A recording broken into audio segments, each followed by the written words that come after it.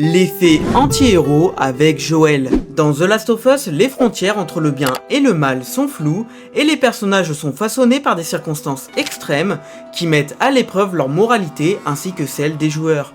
Dès le début du jeu, Joel est présenté comme un homme brisé par la perte de sa fille, ce qui est plutôt logique mais aussi endurci par les horreurs du monde qui l'entoure. Son passé et ses actions laissent entrevoir alors un personnage aux motivations sombres et ambiguës.